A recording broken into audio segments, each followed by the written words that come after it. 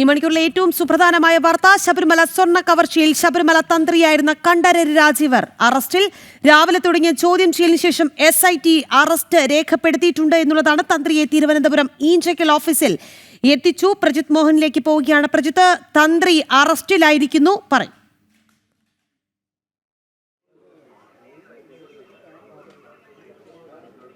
രാഖി, അല്പസമയം മുമ്പാണ് തന്ത്രി കണ്ഠരര് രാജീവരുമായി പ്രത്യേക അന്വേഷണ സംഘം ഈഞ്ചക്കലിലെ ഓഫീസിലേക്ക് എത്തിയത്. നമ്മൾ ആദ്യഘട്ടം മുതൽ തന്നെ സൂചിപ്പിക്കുന്ന പല പൊരുത്തക്കേടുകൾക്കുമുള്ള ആൻസറുകൾ അല്ലെങ്കിൽ ഉത്തരങ്ങൾ എന്തായാലും പ്രത്യേക അന്വേഷണ സംഘം കോടതിയിൽ ഈ തന്ത്രിയെ അറസ്റ്റ് ചെയ്തതുമായി ബന്ധപ്പെട്ടുള്ള റിപ്പോർട്ട് സമർപ്പിക്കുന്ന സാഹചര്യത്തിൽ മാത്രമേ അതിലൊരു വ്യക്തത വരികയുള്ളൂ എന്നുള്ളതാണ്. എന്തായാലും ഒട്ടനവധി തെളിവുകളുടെ അടിസ്ഥാനത്തിലാണ് തന്ത്രി അറസ്റ്റ് ചെയ്തിരിക്കുന്നത് എന്നുള്ളതാണ് പ്രത്യേക അന്വേഷണ സംഘത്തിൻ്റെ ഒരു നിലപാട്. അതിൽ ഉണ്ണികൃഷ്ണൻ പോറ്റിയുമായിട്ടുള്ള അടുത്ത ബന്ധം മാത്രമല്ല, ഈ പത്മകുമാറിൻ്റെ മൊഴി എന്നത് മാത്രമല്ല, പ്രത്യേകിച്ച് ബാംഗ്ലൂരിലടക്കം നിരവധി തവണ നിരവധി പൂജകൾക്ക് എത്തിയ സാഹചര്യമുണ്ട്. അവിടെയൊക്കെ ഈ മുഖ്യപ്രതികളുമായി തന്ത്രിക്ക് അടുത്ത ബന്ധമുണ്ടായിരുന്നു എന്നതിനുള്ള തെളിവുകൾ തങ്ങളുടെ പക്കൽ ഉണ്ട് എന്നുള്ളതാണ് അന്വേഷണ സംഘത്തിൻ്റെ ഒരു നിലപാട്. അതിൽ ഗോവർദ്ധനാണെങ്കിലും ശരി, മറ്റ് ഈ ഉണ്ണികൃഷ്ണൻ പോറ്റിയുമായി ഈ സ്വർണ്ണക്കവർച്ചയുമായി അടുത്ത ബന്ധമുള്ള മറ്റു പ്രതികളാണെങ്കിലും ശരി, അവരുമായിട്ടെല്ലാം കൃത്യമായിട്ടുള്ള ബന്ധം ഈ മുൻ തന്ത്രിയായിട്ടുള്ള കണ്ഠരര് രാജീവർക്കുണ്ട് എന്നുള്ളതാണ് പ്രത്യേക അന്വേഷണ സംഘത്തിൻ്റെ കണ്ടെത്തൽ. അതൊക്കെ അടിസ്ഥാനപ്പെടുത്തിയാണ് നടപടികളിലേക്ക് പോയിരിക്കുന്നത് എന്നുള്ളതാണ്. പക്ഷേ ഇതിൻ്റെ പ്രാഥമികമായിട്ടുള്ളൊരു പ്രശ്നം ഈ പത്മകുമാർ കൊടുത്തിരിക്കുന്ന മൊഴി തന്നെയാണ്. പത്മകുമാർ ഈ തന്ത്രി പറഞ്ഞിട്ടാണ് ഈ സ്വർണ്ണപ്പാളികൾ പുറത്തേക്ക് എത്തിച്ചെന്നുള്ള പത്മകുമാറിൻ്റെ ആ മൊഴി തന്നെയാണ് ഈ അന്വേഷണവുമായി ബന്ധപ്പെട്ട് കണ്ഠരര് രാജീവരുടെ അറസ്റ്റിലേക്ക് നയിച്ചിരിക്കുന്ന പ്രധാന ഘടകം എന്നുള്ളത്. പക്ഷേ അവിടെയും ചില ആശയക്കുഴപ്പങ്ങൾ നിലനിൽക്കുന്നു എന്ന് പറയാതെ വയ്യ. കാരണം തന്ത്രിക്ക് ആചാരപരമായ കാര്യങ്ങളിൽ അന്തിമ അഭിപ്രായം പറയാനുള്ള അധികാരമുണ്ട് എങ്കിലും ശബരിമലയുടെ അഡ്മിനിസ്ട്രേറ്റീവ് കാര്യങ്ങളിലേക്ക് വരുമ്പോൾ, അവിടുത്തെ ഇത്തരത്തിലുള്ള ഭരണാധികാരമായിട്ടുള്ള കാര്യങ്ങളിലേക്ക് വരുമ്പോൾ തന്ത്രിക്ക് പലപ്പോഴും അവിടെ ഒരു നിലപാട് പറയാനുള്ള അവകാശവും അധികാരമൊന്നും കിട്ടിക്കൊടുക്കാറുമില്ല എന്നുള്ളത് നമ്മൾ യാഥാർത്ഥ്യത്തോടെ കാണേണ്ടതാണ്. പ്രത്യേകിച്ച് 2018-19 കാലത്തൊക്കെ ശബരിമലയിൽ ഉണ്ടായിട്ടുള്ള എല്ലാ ആചാര ലംഘനങ്ങൾക്കെതിരെയും ശക്തമായ നിലപാട് സ്വീകരിച്ച ഒരാളാണ് തന്ത്രി കണ്ഠരര് രാജീവര് എന്നുള്ളത് മറന്നു പോകരുത്.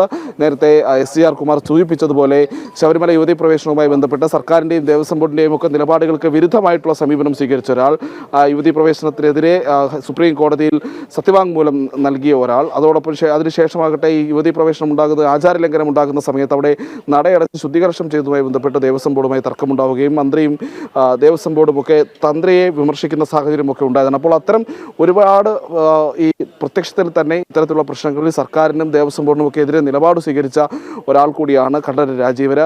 ആ ഒരു സമയത്താണ് ഇത്തരത്തിലുള്ള സ്വർണ്ണക്കവർച്ച നടക്കുമ്പോൾ അദ്ദേഹത്തിൻ്റെ നിർദ്ദേശപ്രകാരമാണ് ഇത്തരത്തിൽ കാര്യങ്ങൾ ചെയ്തത് എന്നുള്ള പത്മകുമാർ പറയുന്ന ആ ഒരു മൊഴിയുടെ ഒരു പൊരുത്തക്കേട് നിലനിൽക്കുന്നത്. എന്തായാലും ഈ സ്വർണം പൊതിഞ്ഞ പാളികൾ കടത്തിയത് തന്ത്രി പറഞ്ഞതിനെ തുടർന്നാണെന്നുള്ള പത്മകുമാറിൻ്റെ മൊഴി ഈ അന്വേഷണത്തിൽ നിർണായകമായിട്ടുണ്ട്. ആ മൊഴിയുടെ കൂടി അടിസ്ഥാനത്തിലാണ്. അതോടൊപ്പം തന്നെ കേരളത്തിൽ പറയേണ്ട മറ്റു ചില കാര്യങ്ങൾ കൂടിയുണ്ട്.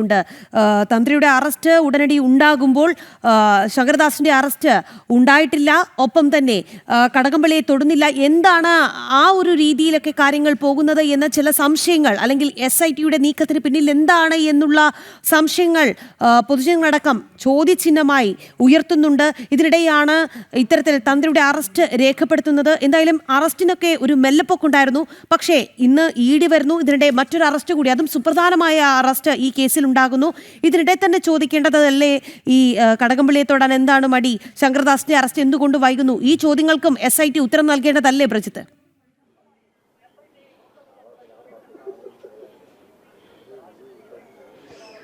SITയുടെ നടപടികളുമായി ബന്ധപ്പെട്ട് നേരത്തെ തന്നെ പല വിമർശനങ്ങൾ ഉയരുന്നുണ്ട്. അതിലൊന്നാണ് ഈ കടകംപള്ളി സുരേന്ദ്രനെ എന്തുകൊണ്ട് അറസ്റ്റ് ചെയ്യുന്നില്ല എന്നുള്ളൊരു ചോദ്യമുള്ളതും, അതോടൊപ്പം തന്നെ ശങ്കരദാസിൻ്റെ അറസ്റ്റ് എന്തുകൊണ്ട് വൈകുന്നു എന്നടക്കമുള്ള ചോദ്യങ്ങൾ.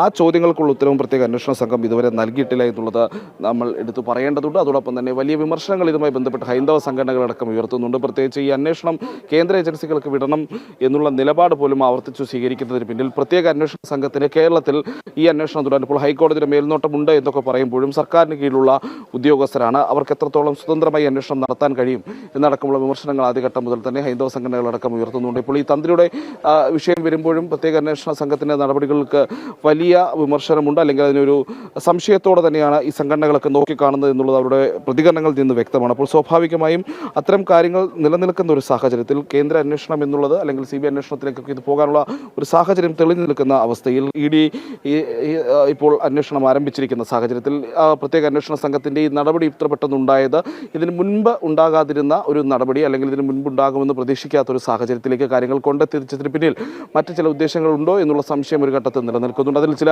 രാഷ്ട്രീയമായിട്ടുള്ള ആരോപണങ്ങൾ, രാഷ്ട്രീയമായിട്ടുള്ള ഇടപെടലുകൾ ഉണ്ട് എന്നടക്കമുള്ള ആരോപണങ്ങൾ ഇപ്പോൾ ഒരു വശത്ത് ഉയർന്നു തുടങ്ങിയിട്ടുണ്ട്. പ്രത്യേകിച്ച് ഈ പത്മകുമാറിന്റെ ജാമ്യാപേക്ഷ എതിർത്ത് ഹൈക്കോടതിയിൽ പ്രത്യേക അന്വേഷണ സംഘം സ്വീകരിച്ച നിലപാട് അതിന് വിരുദ്ധമാണ് ഇപ്പോൾ ഈ തന്ത്രിയുടെ അറസ്റ്റിലേക്ക് കാര്യങ്ങൾ പോയിരിക്കുന്നത് എന്നുള്ളതാണ് പ്രധാനപ്പെട്ട ഒരു വിമർശനം. പത്മകുമാറിന്റെ ജാമ്യ ഹർജി എതിർക്കുമ്പോൾ ഹൈസൈറ്റി പറഞ്ഞിരുന്നത് പാളികൾ സന്നിധാനത്തിന് പുറത്തേക്ക് കൊണ്ടുപോകാൻ ഒരു ഘട്ടത്തിലും തന്ത്രിയുടെ അഭിപ്രായം തേടിയതിന് തെളിവില്ല എന്നുള്ളതാണ്. മഹസറിൽ തന്ത്രി ഒപ്പിട്ടിരുന്നില്ല. കട്ടിളപ്പാളികൾ അറ്റകുറ്റപ്പണി നടത്തണമെന്ന് തന്ത്രി ആവശ്യപ്പെട്ടതിനും രേഖകളില്ല.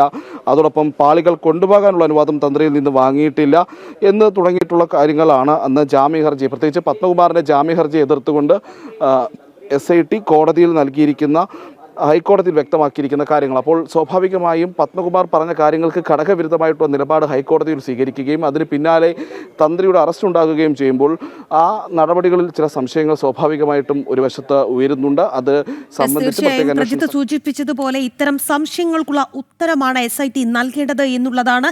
ശബരിമല സ്വർണ്ണ കവർച്ചയിൽ ശബരിമല തന്ത്രിയായിരുന്ന കണ്ഠരര് രാജീവരുടെ അറസ്റ്റ് രേഖപ്പെടുത്തിയ SIT രാവിലെയായിരുന്നു ചോദ്യം ചെയ്യൽ തുടങ്ങിയത്. മണിക്കൂറുകൾ നീണ്ട ചോദ്യം ചെയ്യലിന് ശേഷം SIT അറസ്റ്റ് രേഖപ്പെടുത്തിയിട്ടുണ്ട്. തന്ത്രിയെ ഈഞ്ചയ്ക്കൽ ഓഫീസിൽ എത്തിച്ചു എന്നുള്ളതാണ്.